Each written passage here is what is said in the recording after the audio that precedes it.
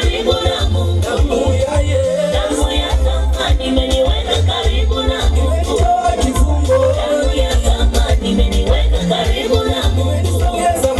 Damu ya thamani imeniweka karibu na Mungu.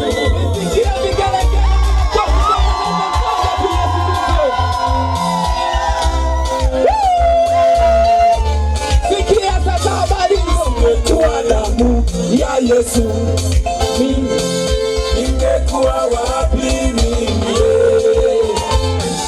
Singekuwa damu ya Yesu.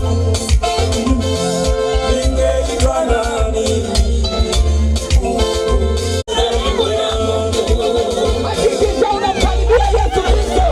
Mambo yako yanakuwa hivi tu. Akina mama mliokuja bila kulazimisha piga vigelegele kwa Yesu. Bwana sijawasikia. Hivyo ni vigelegele vya miwani na kama lakini damu ya Yesu imetuweka